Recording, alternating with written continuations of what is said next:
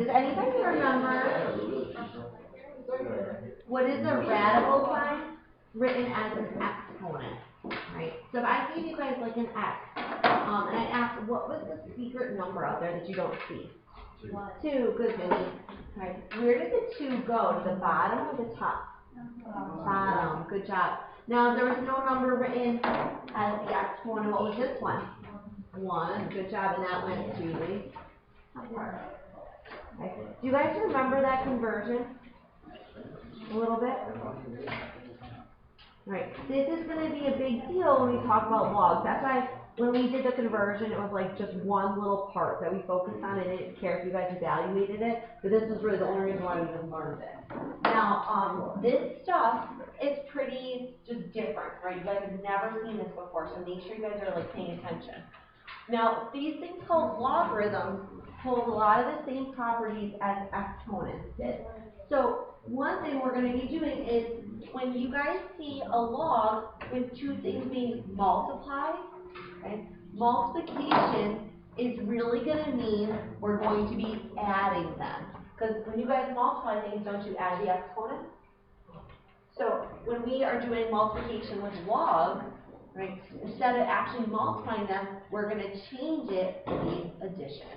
So multiplication and addition are going to go together as like a working pair. Same thing with division. Okay? When we're going to be dividing things, right, instead of actually dividing, we're going to be subtracting instead. So division and subtraction are going to be like partners together. Right?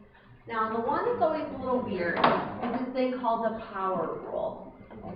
And what that says is that, let's say you guys had like log x squared, okay, is that if you guys have an exponent on something, the power rule is going to make it go to the front. So it becomes 2 log x. So any exponent is going to get moved to the front. All right, in this thing called the power rule. Next.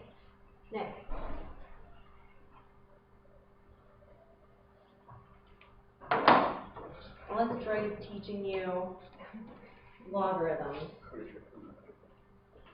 Straight. All right. And this thing, the idea of fractional exponents are going to be written as a radical. That's kind of like what we did in the very beginning. So if you guys had a radical, like if I gave you maybe a 1/3, what would go out in the front part? 3, good, and then the 1 would go underneath. So this stuff is a little weird. The more you do, the better you're going to get with it. But we have to make sure you guys really remember the rules, right? Multiplication and addition are going to go together. Division and subtraction are going to go together. And any exponent, we're going to bring it to the front. Okay? So when we start going, one way to do this is going from lots of logs to create something called a single logarithm. So when you guys go to create a single log, we're going to start with our log, right? And whatever that little base is going to be connected to the log. So here we have a little a. So that's going to stay there. Now, once you guys start working within the rules, right, we don't have to keep writing the log over and over. So we have 12 there. I'm going to put my 12. But as soon as you start seeing some operation, we have addition. What did addition go with? Multiply. Good. So we're not going to really add. We're going to multiply this by whatever's next. 3. Because you guys switch the rules, that means you don't have to write the log over and over and over again. You just write it that one time and it's good. After you guys rewrite everything, if we can simplify, we want to. Can I actually do 12 times 3? Yeah. Yeah, what is that? 36. Perfect, Dad. Okay, so this would be your final answer. I know it's like weird. Once you guys get the hang of it, it won't be bad, but it's odd. So same thing kind of with this one. We have lots of logs, and we want to go just to make one log. So we're going to start with our single logarithm. We'll start with our log. And the first thing I have is an x. I'll put x there. What does addition mean we should be doing? Multiply. Okay? Right? It's weird because we're using these log rules. So I need to be multiplying this by, oh goodness, all right. We have a number in front of the log. So when you guys had a number that was in front of the log, look up here. something went to the front, what was it before? Where did that, is it that exponent? Good job, yeah. Right, so if you guys see stuff in front of your logs, before it was moved to the front, this had to previously be an exponent. So what we're going to be doing this is really, instead of the adding, we're going to do multiplying. We're going to multiply by y to the 4th. By changing all our little rules, we only had to write that log one time. So now we're just concerned with like what's after it. Ooh, there's a new one. What is subtraction you think, you guys? Divide. Good. So we're going to use division like a fraction line. That's how you guys are going to represent the division part. All right, let's see what else we got. Ooh, another number.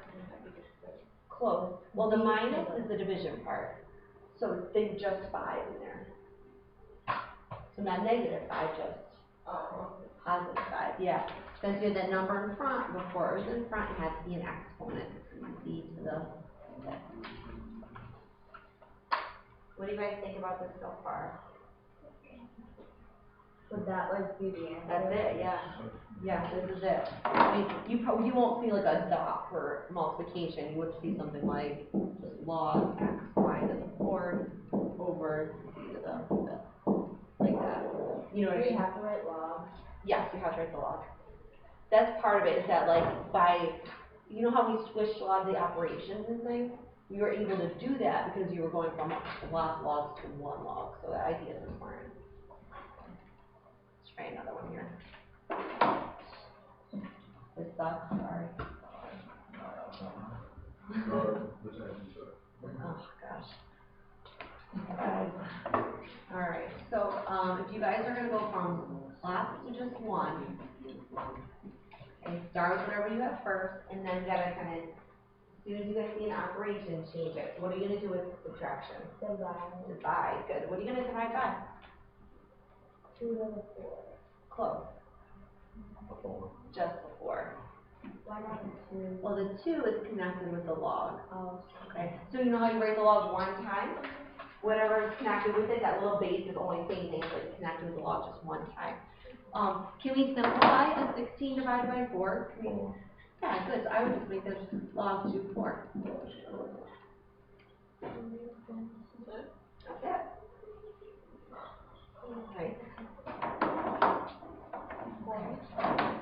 All right. Now, I will only give you guys things with square roots in them. I won't get into crazy ones. Right? Now this one, we have lots of logs, so go to one log. So I'll start with our log. We got the A. But now we have a plus. What does plus mean? Multiply. Good. Okay. All right. A little weird here. We have a 1/2 out in the front. So what was it before? Exponent. Good job. All right. But this is something very special with logarithm. You guys will not see fractional exponents. Does anybody remember if you had x to the 1/2, how would you write that as a square root? Oh, you just put the thing because it was already there and then it's already there. You're right, Devin. Yeah, it's like invisible, right? Good job. So if you guys are rewriting this, okay, x to the 1/2 is really just the square root of x. Okay, even though the 2 goes out to the front and that 1's underneath, we don't see them. So this idea is very important. Okay, you're going to be multiplying by a radical b because we're not going to write b to the 1/2. When we have fractional exponents, we're going to make them into a radical. There's a lot to remember. I know. There's a lot to remember here. What do you guys think with the minus? Divide. Divide by b. Perfect. Good job. And that is it.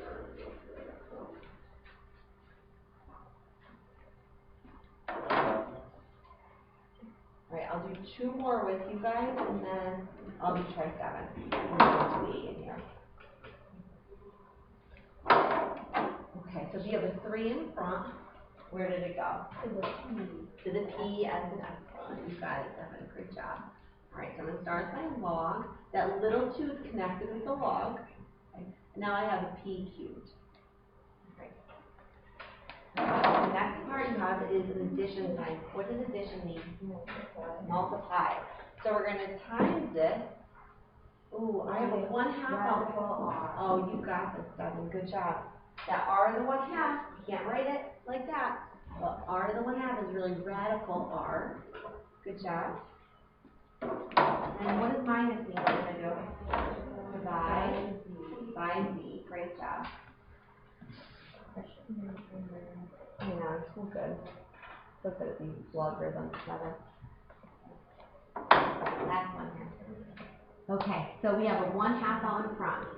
Has to be a exponent.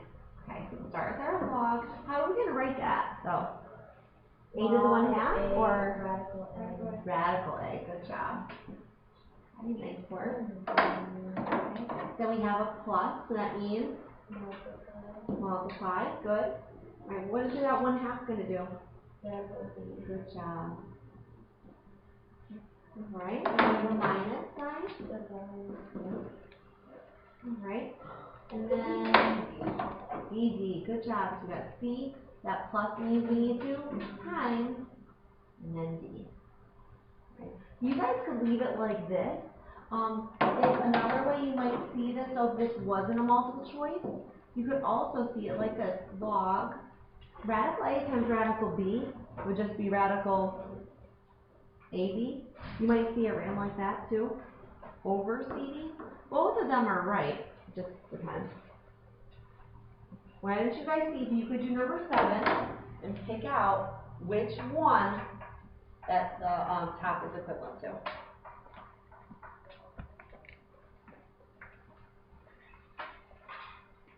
You can match them up.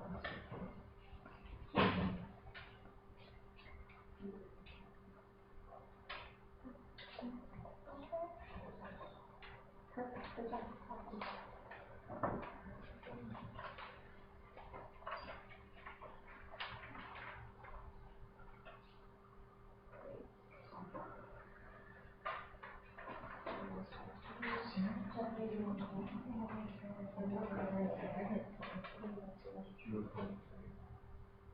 Do you have the 1/2 then?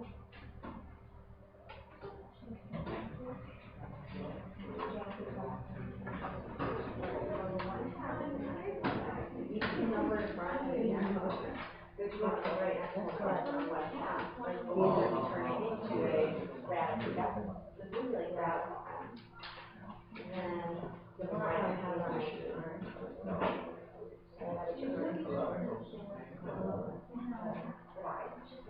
Okay, so look at my radical n divided. Then give us 3 out in front. What does that mean?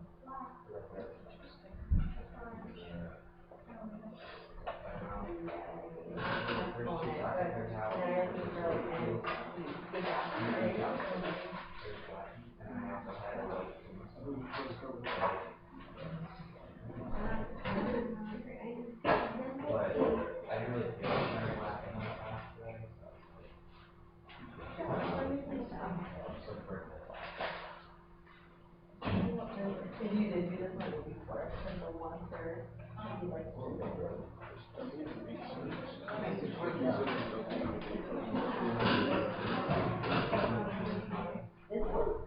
Okay. What is minus mean though? What is division? Yeah, you gotta divide. Okay. What do this part? This side. Okay. Right. Now here's something. 3 out in front. And what though? You only do a radical, you have a 1/2 out in front. You have 3 out in front, so it's going to be n cubed. Yep. Any exponent that can see a number in front, that's 4. N3 2. Which one? The radical n would be n3. There's no radical. No radical. Yeah, no, but what I just said, n3. This is it. Yeah. Like this part right here. That's where it's coming from. So the minus is going to be the bottom. Okay. So like this part right here, no radical. So for your homework, guys, on this worksheet, I think you guys can do everything except number 4. Actually, you know what did you guys get for this one? Which choice? Choice 4, good. Just because I walked around and saw a lot of you guys got this last one correct, maybe we can handle this. I didn't want to confuse you guys, but you can handle it. If you had a 1/3 out in front, what was it before? Radical, good. Now, it's not a square root though. How would you guys represent, right, that radical? Where would the 3 have to go? Outside, the 1 would be underneath, right, when it's a fractional exponent. Now, what does minus mean we need to do? Divide, good. And if we have a 2 out in front, before it was in front, it was an exponent. So n squared. Is that, how did you guys do with the fractional exponent part? Easy. Alright. So I think you guys can do everything except for number 4 on your